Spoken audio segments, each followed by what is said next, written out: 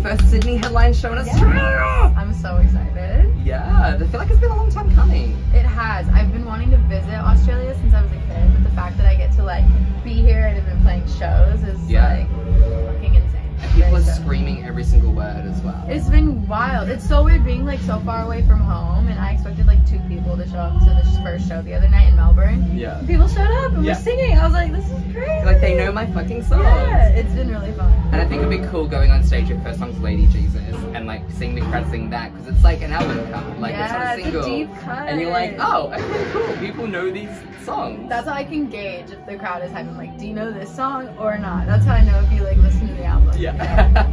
So I want to chat about your new single because your new single, Into My Body, feels like a very important and special milestone in your songwriting and artistry.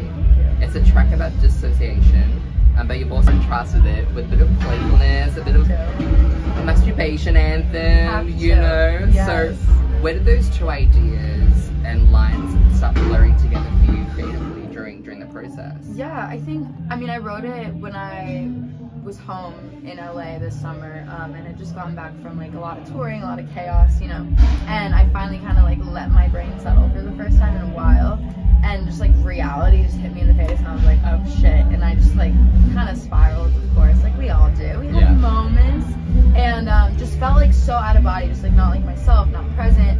And I remember going into the studio with my friends Evan and Elijah, who I work with a lot, and I was like, guys, I don't know what's going on. I feel awful. I don't feel like myself. And they were like, let's write a song about it. But and so we kind of started writing this like sad song, which started with like what the verse of Into My Body is. And I was like, I don't want to be sad. It needs to feel fun. So like, let's make it a dance record, but like have these sad lyrics, and also like we already had the lyric Into My Body, and I was like, that's literally, we have to make it also about masturbation. It has to be both.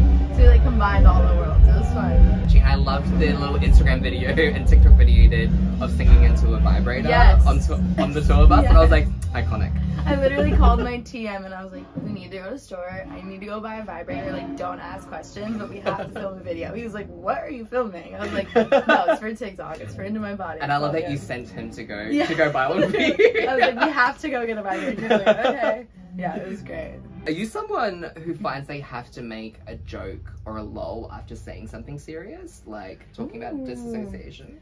I think so. I think like, at least for me, I love getting super real and vulnerable in my songs, but I turn to music a lot as like an escape or like something to make me feel good about myself. So like if I can hit people with a lyric that like rips your heart out and then like flip it to something that like makes you laugh or like feel good about yourself, I think like that's kind of how I try to approach like my songwriting. I'm definitely a person that says something and I'm like, oh, lol. Literally, I'll be like, yeah, I'm just like super sad, but it's all good. LOL, we all are. Like, here's some trauma, lol, it's fine. And then you like leave, you're like, bye, I'm done. Because of the vulnerability met with like the playfulness of this track, how many versions of the song did you go through to get it to where it is now? That's a cool question. Many versions. We had a few versions in the beginning. The writing all pretty much stayed kind of the same, and then we rewrote some of the second verse. The we rewrote, we rearranged it a million times. My friend Pete hopped on some of the production, and then I started playing it on tour a lot before it was even done or out. And I kind of started like paying attention to like what moments the crowd liked of the song, and like when moments like if they didn't like certain moments, and then I changed the arrangement again like based off of what they like. So I feel like my fans don't know this, but they helped like arrange the song because I was just like, who's vibing now? Like, where do I need to? I love that. So it changed from when you started performing it on tour. That's super cool. Switched it up a bit. It was fun. That's super dope. Antsy is another anthem. It's about anxiety and the current state of the world, and the chorus, you question, am I to blame for my sick, frantic brain? How often would you say you were conditioned to think that was a normal thing to think? That's a good question. I mean, I feel like, especially like this generation, we're constantly just like fed just like so much shit all day on social media, and like everyone's brains are like so overstimulated, and we're fed with like really positive shit, but for like every positive thing we see, it's like 2 negative things. And so I think it's so easy to just get so like caught up in your head and like compare yourself to other people and be like, their mental health is way better, like what am I doing wrong, like how can I like be like them or whatever.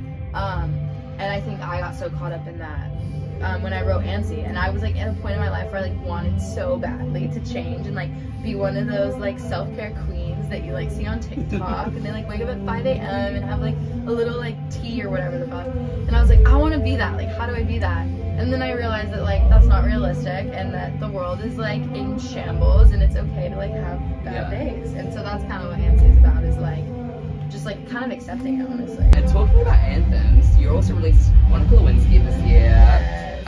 And so it's honestly one of my most played songs of the year, and I'm ready for it to be in the top 2 or 3 of my Spotify Wrapped. Honored. Stay tuned, we'll see. Thank you, that's sick. But what I want to know, like, you reference a lot of like baddies. Was there any that you wanted to reference that you couldn't make work lyrically, or was there any that you left out? Definitely. I think the one I really wanted to get in was Paris Hilton. Yeah. But I couldn't figure it out lyrically. I feel like there were a bunch more. A lot of like, no, I mean, we fit in Hannah and Miley. There was like some Disney stars that was trying to get in. That was the coolest lyric. I was like, yes. Hell yeah, thank you.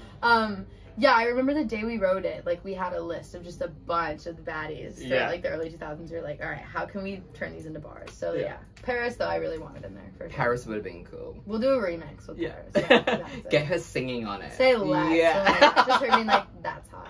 It'll be great. That's literally the feature. That's it. Honestly, that's amazing. Yeah, we'll make it happen. Because your new EP Sagittarius is coming very soon. Very, yes. So what is one of the lyrics that are going to surprise fans on the EP? Oh, that's fun. I think a lot of the lyrics might. I feel like this whole process has been very freeing for me, just creatively. Like, production-wise, lyrically, I've just been kind of doing whatever the fuck I want. A really dumb lyric that ended up being a title of a song is, hold my cup, let me do a kickflip.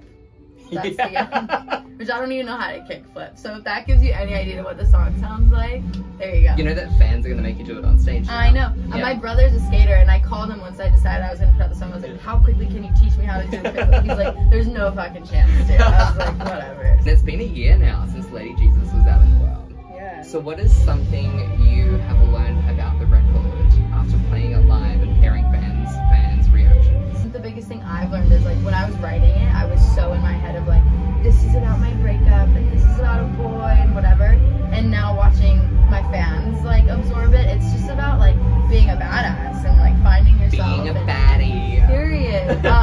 So I think my fans taught me like that that album has like nothing to really do with the boy. I mean, there's songs about it, but like I think that was a cool thing. What song on the record has surprised you by the audience reaction to it? Probably, I have a song called Last Supper that's really fun live, and that's another kind of like deep cut one.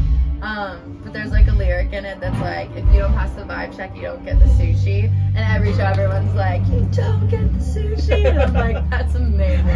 People are screaming like, sushi. tick, and I'm like, fuck yeah, it's like, great. tick that off. Yeah. What is next? It's really fun. Yeah, that's a fun one for sure. I know last time we talked, you said the song that was going to be the hardest to try and bring live was Sunny D. And I've noticed that hasn't made the set list. Yeah. So I'm like, did you try? What happened there? We tried, and we do have an arrangement of it that we sometimes do, but my friend Elijah, American Teeth, is the one who featured on it.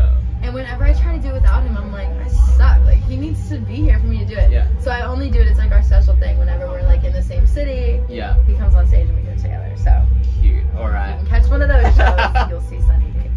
Love that. Well, thank you so much. Thank you. This was so fun. So nice to finally meet you. I know, you too. It's been a long time coming. It's been years. This finally happened.